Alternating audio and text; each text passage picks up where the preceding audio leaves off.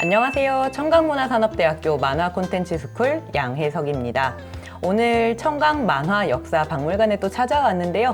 오늘 박물관에 있는 소중한 자료들 그리고 만화의 역사에 대해서 공부하기 위해서 이 분야의 제일 전문가이신 홍단지 박사님을 다시 한번 모셨습니다. 안녕하세요, 박사님. 안녕하세요. 저희가 저번에는 어떤 얘기를 했었냐면요. 1950년대 그리고 60년대 순정이라는 말이 붙는 만화가 태동하던 시기에 대해서 박사님께 말씀을 들었었고요. 그 와중에 이제 순정이란 무엇인가라는 굉장히 묵직한 주제를 던져주셨었어요. 최초의 순정이 붙었을 때 순정의 의미를 뭐라고 설명해 주셨는지 조금 복습을 해주실 수 있을까요? 네, 그 순정이라는 단어의 어떤 어원 혹은 뜻을 살펴보면 순하고 정감 있다라는 뜻이거든요. 네. 이 순하고 정감 있다라는 뜻이 그러니까 어떤 기준에 의해서 순하고 정감이 있다는 뜻일까라는 것을 생각을 해보면 그 당대 사회의 기준에 맞춰서 사회가 바라는 어떤 캐릭터상, 사회가 바라는 어떤 어린이의 어떤 모습들, 이런 전형적인 기준에 맞춰서 순하고 정감 있다라는 뜻을 가졌다고 볼 수가 있을 것 같아요. 저희한테 소개해 주신 작품들을 보면 50년대의 거의 최초의 순정 만화라고 소개해 주신 봉선이 네. 무슨 봉선이었죠? 울밑에선 울밑에선 봉선이. 봉선이. 외웠습니다, 여러분. 네, 울밑에선 봉선이 같은 경우에는 여자 어린이가 나오는데 뭐 사랑 이야기가 아니고요. 이 아이가 굉장히 큰 고생을 하는 이야기였죠. 봉선이 같은 경우에는 그림체도 저희가 생각하는 것처럼 블링블링하지 않았고 그러다가 이제 그림체가 바뀐 게 50년대 후반 그 60년대 들어서면서 이제 민혜니 선생님을 대표로 소개를 해주셨었어요. 그때는 어떤 변화가 있었는지 조금 또 부탁드려도 될까요? 네. 이제 60년대에서 70년대에 이르르면, 그러니까 아주 어린 꼬마아이의 고생담이라는 이야기에서 이제 고생을 탈출하고 어떤 자아를 실현할 수 있을까에 대해서 조금씩 고민하는, 하지만 그 당대 우리나라 사회에서 좀 사회를 통해서 바라본다면 아직은 굉장히 판타지적인 그런 네, 대리만족으로서 내용이 구성이 되었고, 그리고 일본의 쇼조 만가의 영향을 굉장히 많이 받은 말씀하신 대로 블링블링하고 그리고 이렇게 곡선미가 드러나고 조금 더 길쭉해진 캐릭터 네, 이런 캐릭터들이 많이 등장을 해서 신기하게도 내용은 아직 네네. 심파적인 내용을 탈피하지는 못했어요. 그러니까 고생을 하다가 결국에는 이 아이가 바라는 대로 어떤 행복을 찾아간다라는 내용까지는 좀 발전이 되었지만 그래도 내용은 그 당대 사회를 담은 반면에 외형은 굉장히 이국적이라고 해야 될까요? 고생을 하지 않을 것 같이 네. 생긴. 그래서 마치 마론 인형 같은 네, 그런 네. 외형을 가져서 약간은 이질적인 그런 식의 그 내용, 서사 이런 것들을 가지고 있다고 보시면 될 것 같아요. 이렇게 간단하게 저번 시간 복습을 해봤습니다. 50년대, 60년대, 70년대까지 갔는데 이 단계의 만화에서 이제 소위 한국 순정 만화가 한 단계 조금 다른 장에 들어섰다라는 느낌이 드는 어떤 사건이 있었죠. 바로 잡지, 그 이름도 찬란한 르네상스였죠. 그쵸, 네. 맞아요. 네, 지금 말씀해 주신 것처럼 여기 참간호가 있어요. 굉장히 귀한 자료인데 이름도 정말 르네상스. 맞아요. 네, 어떤 부흥이나 어떤 재생 네, 뭐 이런 식의 의미를 가진 르네상스라는 이름에 여성 만화가들이 주축이 돼서 여학생들을 타깃으로 한 그런 만화들만 모아서 네, 만화 전문 잡지가 생긴 것이 바로 르네상스라고 볼 수가 있고요. 1988년 11월에 참간호가 만들어졌어요. 여성 만화가들이 그린 그리고 여학생 타깃의 만화만 담긴 이 잡지가 만들어지게 된 것은 굉장히 그 시대적인 배경 혹은 독자들의 요구가 있었기 때문이 아닐까라는 생각도 들어요. 그리고 또 한 가지 말씀을 드리자면 이 르네상스를 만든 어떤 출판 업자분께서 사장님께서 네. 만화계에서 계속해서 대본소 만화를 네, 많이 네. 출간을 하셨던 분이라고 하시더라고요. 네. 네, 그래서 그 프린스 문고라는 대본소 만화들을 굉장히 많이 제작하고 유통을 하시다가 희한하게 70년대 후반에서 80년대 초반에 네. 여성 작가분들이 이렇게 네네. 컨택이 많이 되고 작품들이 늘어나는 것을 보고 네네. 그리고 또 70년대에 뭐 여학생이나 여고시대나 뭐 이런 네네. 식의 여학생 교양 잡지를 통해서 만화가 많이 소비되는 것도 눈여겨보시다가 네. 그러면 이 여성 작가들을 한데 모아서 네네. 네, 여학생이나 여고시대의 타깃들이 볼 수 있는 오. 만화 전문 잡지를 만들면 이건 승산이 있겠다라고 생각을 하셔서 르네상스를 창간을 하셨고 그러면서 순정이라는 단어를 본격적으로 순정 만화 잡지라고 쓰셨다고 해요. 지금 르네상스 잡지를 소개해 주시면서 르네상스 창간 당시의 만화들을 생각해 보면 어떤 작가님들이 있을까요? 황미나 작가님이 혹시 그 시대이실까요? 그렇죠. 황미나 작가님께서는 80년대 초반부터 활동을 하신 네네. 70년대와 80년대를 이어주는 그 지점에 계신다고 볼 수가 있을 것 같아요. 그리고 뭐 신희숙 작가님, 네네. 나름이 하는 내 딸들의 그리고 바람의 나라의 김진 선생님, 네네. 비천무 불의 검의 김혜린 선생님. 너무 기라성 같은 작가분이 네, 줄줄이 나오네요. 네, 노마시티의 강경옥 작가님. 너무 좋아합니다. 이런 분들께서 정말 한꺼번에 본물처럼 쏟아져 나와서 이 르네상스의 연재를 하게 되신 거죠. 아, 그렇군요. 정말 대단한 일이네요. 혹시 그러면 연구하시는 분으로서는 이 잡지의 의의를 어떻게 보고 계신지 궁금합니다.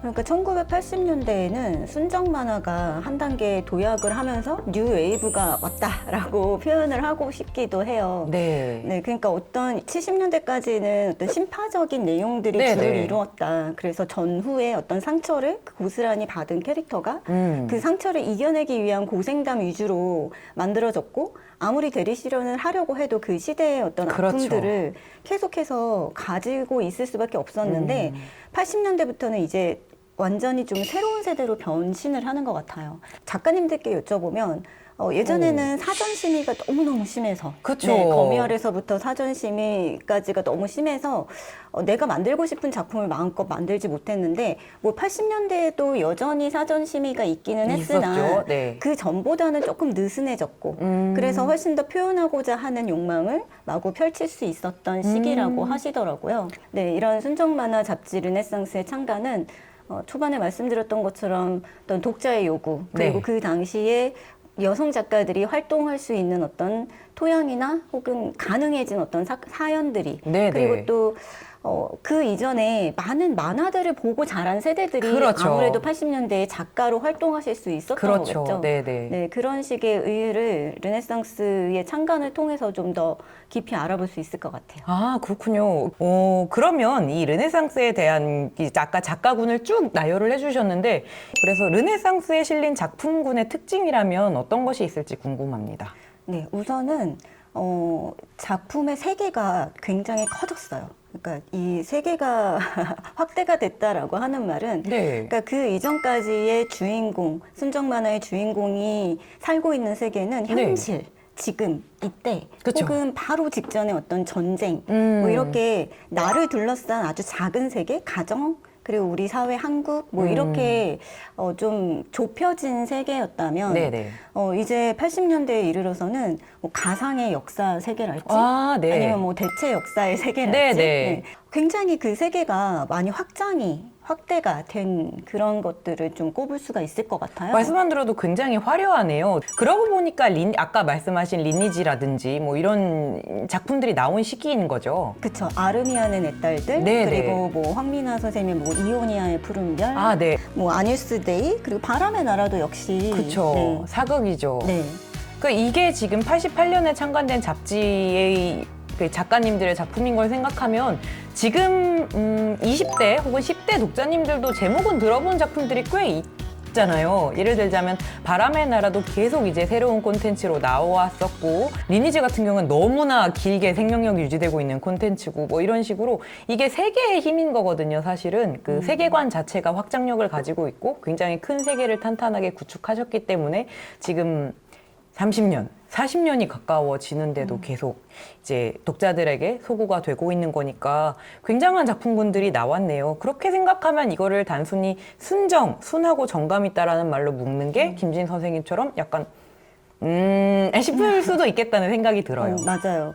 내가 진짜 순하고 정감 있는 작품의 내용을 만들었나? 아니면 네, 아닌 것 같네요. 캐릭터가 순하고 정감 있나?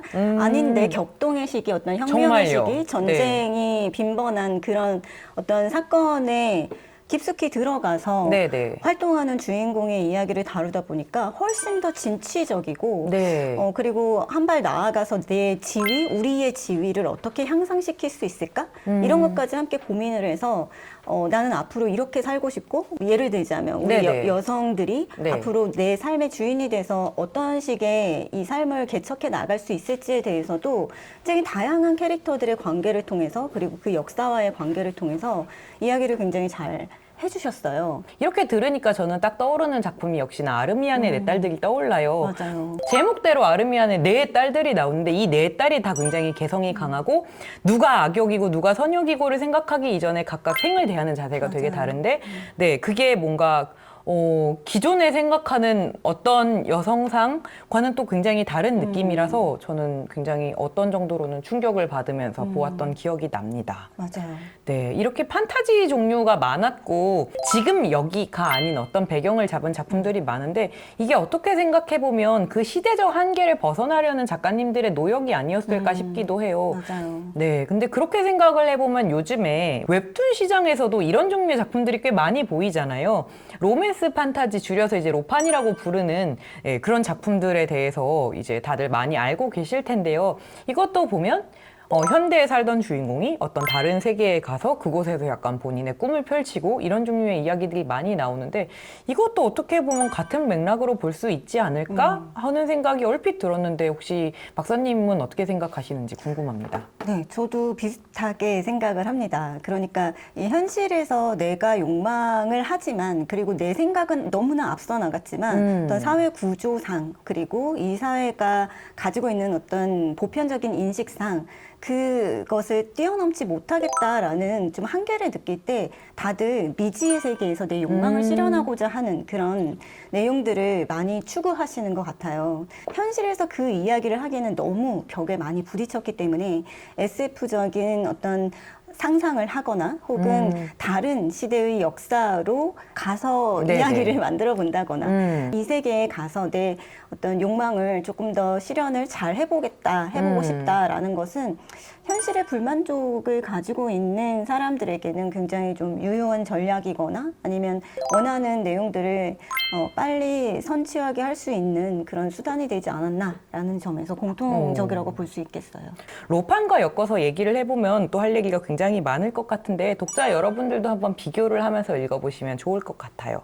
여기까지 이제 80년대 말 얘기를 들어봤는데요. 혹시 80년대가 끝나고 이제 90년대로 가는 길목에도 뭔가 거대한 변혁 같은 게 있는 걸까요?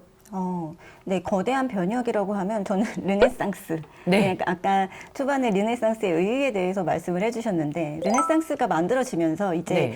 더 다양한 아주 타깃이 세분화된 그 여성 독자들을 대상으로 한 잡지들이 굉장히 많이 늘어나게 네. 되거든요. 이런 식의 진취적인 서사를, 캐릭터를 만들어도 되는구나라는 것들이 뭐 일반 독자들이랄지 혹은 작가를 지망하는 그런 지망생들에게도 굉장히 널리 퍼뜨려진 것 같아요. 이렇게 대중화가 한번 된 콘텐츠는 더 다양한 작가풀, 더 다양한 독자층을 굉장히 많이 아우를 수 있게 되기 때문에 다양한 작품들, 다양한 장르들이 많이 나올 수 있게 됐죠. 선구자가 한번 이제 길을 헤쳐갔기 때문에 이제 후발 주자들이 이제 시장을 더 다양화한다는 말씀을 해주셨는데요.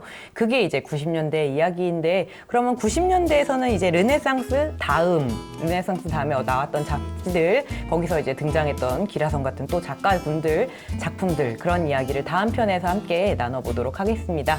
여기까지 들어주신 분들 감사하고요. 저희는 다음 콘텐츠에서 다시 뵐게요. 고맙습니다.